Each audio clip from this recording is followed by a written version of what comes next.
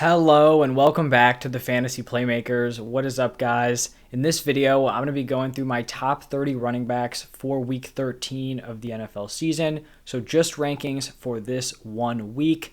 And while you guys are watching, if you're enjoying the content, do me a huge favor, hit that like button. And if you're not subscribed, subscribe to the channel so you can continue seeing more content like this. But let's get right into it. I'm going to start it off at the bottom. So starting off here at number 30, I have Tevin Coleman. It looks like Coleman is going to be the RB1 with Michael Carter out. I was someone who thought Ty Johnson was going to take over that role, but it does look like it's going to be Coleman. Obviously, this is still going to be a committee, but if Coleman's leading it, he's probably going to be like a mid-tier RB3 option. I don't really trust him in my lineups just because, he may get the red zone touches, but is he going to be the leading receiving back every single game? Just not sure. At 29, I have Devin Singletary. He's kind of in a similar situation here. It's a full-on committee. It looks like him and Matt Breida. We don't know if Zach Moss is going to be a healthy scratch again, but he's just one spot higher because this committee for the Bills is just going to be a little bit more profitable with more scoring opportunities. Then I've got Ramondre Stevenson here at 28. You can also see I have Damian Harris at 23. I do think this is also a committee here in the Patriots. They're facing off against the Bills, so a tough run defense. And then tough just overall team to play against. They may not have an early lead. They may not be able to rely on that run game. And neither of these running backs really are going to have the opportunity to be super involved in the receiving game because that is Brandon Bolden's role. I do expect Damian Harris to take the goal line carries, so that's why he's ahead of Ramondre Stevenson here. At 27, I have Boston Scott. We're really just starting out with a bunch of RBs and committees because his backmate Miles Sanders is up here at 21. I'll get to him a little bit later on, but if Jordan Howard does not play, I expect Boston Scott to be the number 2 there. At 26, I have Devonta Freeman, another committee, 5 straight guys here, but he's going to be sharing the load with Latavius Murray. I do think he's the RB1, but you're going to be splitting touches with Lamar and Murray. Plus this offense just has been struggling a little bit the last few games, so kind of a fringe running back 2, but someone I'd feel more comfortable with having as like a high-end RB3 option. At 25, I have Tony Pollard. For all the Tony Pollard stands out there, it looked like he may be getting some starting opportunities. There were reports going around that Zeke was going to be rested. Maybe they sit him a few games, get him ready for the playoffs. It no longer looks like that is the case. It looks like, he's going to manage it, maybe have slightly less workload, which is going to give more opportunities to Tony Pollard. But I still think Zeke is going to be the RB1. I think he's going to lead this team in touches. He's probably going to get the goal line work. Tony Pollard may see some more receiving action, so a borderline running back 2. At 24, I have Melvin Gordon, and you can see his backmate Javonte Williams at 22. I do have Williams 2 spots higher. Overall, I just think he's better with the ball in his hands, and I think he has a slightly higher ceiling on a week-to-week basis, but this is a 50-50 backfield. Honestly, it's been impressive, how much this Broncos coaching staff has been able to keep it almost identical between these two players. In between them, I already talked about it, Damian Harris. So now we're moving on to number 21 with Miles Sanders. Already mentioned him, but this is a very favorable matchup here against the Jets. The Jets have allowed 31.2 half-point PPR points per game to the running back position. They've given up the most points, so this is a fantastic matchup for these Eagles running backs. Sanders did deal with an ankle injury mid-game on Sunday, which is why he finished with less touches than Boston Scott, but it seems like he's recovering well and should be good to go on Sunday. And so even though this backfield is a committee, and I do tend to like to avoid committees, I think this is a matchup where multiple running backs can succeed, also including Jalen Hurts, because we know he gets it done on the ground. So I do think you can rely on Miles Sanders as like a back-end RB2 option. Now moving on to the top 20, we've got Jamal Williams starting it out here at number 20, and Dan Campbell came out, talked about DeAndre Swift, and he basically said it's hard to say you could see him playing on Sunday, so I'm expecting Jamal Williams to be the RB1. Apparently, it's also possible Swift misses multiple weeks, so we could, get some value out of Jamal Williams here a few weeks in a row, and he's just going to step into that exact same role that DeAndre Swift had. We saw on Thanksgiving, Swift left, I think it was basically the first play of the second quarter. Jamal Williams finished that game with 15 carries, 65 yards, 5 targets, 5 receptions, 18 yards, and he was in on 74% of the snaps after Swift left. So he's going to be a very solid RB2 play, especially with that floor he's going to have now taking over Swift's receiving work. So I honestly do think he's a solid play to have in your lineup, either as an RB2 or a very, very solid flex option. I've got CEH here at number 19, just sort of a mid-tier RB2. He's going to be the RB1. Darrell Williams is still going to get some touches. Also, this Chiefs offense just hasn't been as productive as it has in previous years, so I do think that limits CEH's ceiling just a little bit, but I think he's going to be back and ready to go as a locked-in RB2.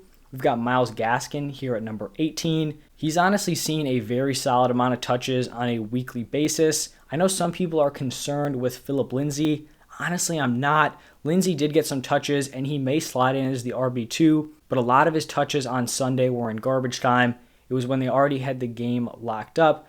Plus, I really just can't imagine Phillip Lindsay is all that talented if he gets cut, playing behind David Johnson and Rex Burkhead. So he may be the RB2, may still be getting touches, but I still think Gaskin is going to be that guy. Then at number 17, we have David Montgomery, and this one was kind of tough for me to rank him here because based on his opportunities, he should be much higher. I actually think he's leading all running backs in snap share over the last few weeks. The problem is this Bears offense is just not good. Those touches aren't efficient, and he does not have a lot of touchdown upside. At 16, I have Josh Jacobs. He's honestly been playing much better than I thought, coming into the season. Originally, he was very touchdown dependent, but this season he has definitely seen an increase in his receiving work that hasn't gone, primarily to Kenyon Drake, like I think myself and a lot of other people expected. So a very solid RB2 play. 15, I have Saquon Barkley. This one's tough because we know how talented he is. He's really just not putting up solid numbers since returning from his injury. He should continue to get better and better. He just doesn't have a lot of support around him. This offense is not going to be scoring a lot of points. The offensive line is not good, so it's going to be tough, but the talent keeps him as like a high-end RB2. After him, I have Ezekiel Elliott. He's going to be playing tonight against the Saints. That's a tough matchup against a very solid run defense. Like I mentioned for Tony Pollard, I still think Zeke is going to get the goal line carries, but he's probably going to have his overall touches reduced as he deals with that knee injury. So not quite an RB1, but a high-end RB2. After him, I have Antonio Gibson, and a lot of this is going to depend on J.D. McKissick's status. He is currently in concussion protocol. He got carted off the field, did not look good. He ended up tweeting, saying like, I'm all good, but that doesn't mean he's going to be good to go in week 13. If J.D. McKissick is out, I could totally make an argument for jumping him above James Robinson and Darrell Henderson. Honestly, maybe even Alvin Kamara, but we're probably not going to know about that, before Alvin Kamara plays tonight. For Gibson, though, if McKissick is out, that receiving work just falls right onto him, and we know he can handle it. He was basically a wide receiver in college, so that would be great news for Gibson owners. If McKissick, is good to go, he's going to stay in this 13 range. They've been force-feeding him the ball on the ground and actually showed, initiative, getting him the ball in space. Hopefully he can just start capitalizing on those touchdowns. We saw McKissick get in twice on Monday, which was tough, but still, those are going to correct his way. Number 12, we've got James Robinson, full-time workhorse on just a terrible offense, but he continues to put together numbers. At 11, we have Darrell Henderson going up against the Jaguars. This is a very solid matchup for him. They should go up early and should be able to run out the clock with Darrell Henderson. So a really nice overall matchup for him. Then we've got the top 10 here, and I'm starting it off with Alvin Kamara. This one's tough because he's currently questionable. If he plays, he's going to be a lock in your lineups. If he does not play, and it's Mark Ingram, I think Ingram probably slots in, somewhere between like RB17 and RB20, in that range from like David Montgomery to Jamal Williams. One unfortunate piece of news for Kamara is that it does look like Taysom Hill is going to be the starter, which could mean some of his goal line carries get vultured. So that is why he's coming in here at number 10, instead of where you'd normally see him as like a high-end RB1 play. At number 9, we've got James Conner. There's been no sign that Chase Edmonds is going to be coming off of IR this week. So once again, we get another week of James Conner as the workhorse.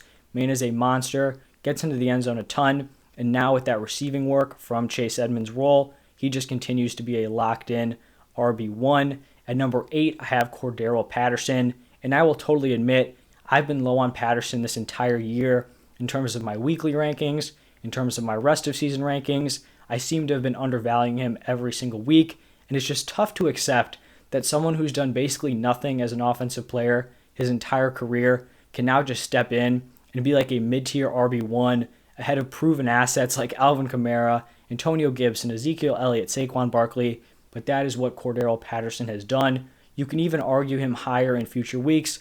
He does come in here at number 8 because he is going up against a tough Buccaneers run defense, but the good thing for Patterson is he's so versatile. He can put together, RB1 production just through the air. So a mid-tier RB1 option. And number 7, we've got Elijah Mitchell, just the complete workhorse for the 49ers. It's crazy how he went from being a waiver wire pickup to someone who's just dominant in a backfield, playing for a coach who everyone thought, always wanted to use a committee. And we have Deebo Samuel likely out for this game. Deebo was starting to work in out of the backfield and obviously was still, getting a fair amount of targets. So Elijah Mitchell is going to have that role locked down and could see even more opportunities in the receiving game. We've got Leonard Fournette here at number 6. I've been hyping Leonard up almost all season long. Finally good to see him just have an absolutely monster game with 4 touchdowns. I think he's going to be, in this mid-tier RB1 range rest of season. They've got a matchup against the Falcons. I'm expecting them to put up a lot of points. Gives Leonard Fournette good opportunities to get into the end zone. At number 5, it's going to be Najee Harris. The man just gets an absurd amount of volume. There's obviously going to be down games, when the Steelers' offense struggles, but then he's going to come back the next week and just get into the end zone, get a ton of overall scrimmage yards and finish as a really solid RB1. Then at number 4, I actually have Alexander Mattison, and this may be surprising because it's very rare that you see like a backup handcuff running back come in and be ranked so high. But most of you guys know Dalvin Cook is likely out this week, which leaves Mattison as the RB1. And so far this season, Alexander Mattison has started 2 games with Dalvin Cook out. The first one was in week 3. We saw Alexander Mattison carry the ball 26 times for 112 rushing yards, 6 receptions for 59 receiving yards. That totals 23.1 PPR points. So that is 20 plus points without even getting into the end zone. Then week 5 was the second game, 25 carries, 113 rushing yards, 7 receptions for 40 yards and a receiving touchdown. That was 26.3 PPR points. So 2 monster performances. He literally just gets the same workload translated to him that would have gone to Dalvin Cook. So I think he's a locked in mid to high end RB1 this week. And if you have him, he should be a lock in your lineup. I see a lot of questions with Alexander Mattison as a start or a sit. Unless you have like multiple of these top tier running backs, you should always be starting Mattison this week. Then at number 3, we've got my guy, Joe Mixon. Continues to put together monster games. He has another nice matchup this week against the Chargers, so I could totally see another big outing out of him. High-end RB1 rest of season. Number 2, we've got Austin Eckler. The man just continues to perform. One of the best dual threat running backs in the NFL. And number 1, this should come as no surprise, Jonathan Taylor. The man is just killing fantasy football this year. Absolute league winner. If you were able to scoop him up as like a late first, early second round pick. And that is going to wrap it up for my top 30 running backs this week. If you guys enjoyed this video, hit that like button, subscribe to the channel. Go check out all my other weekly rankings. Running backs, wide receivers, quarterbacks, and tight ends. Those are all going to be coming out today. But thank you guys for stopping by, and I'll see you in the next one.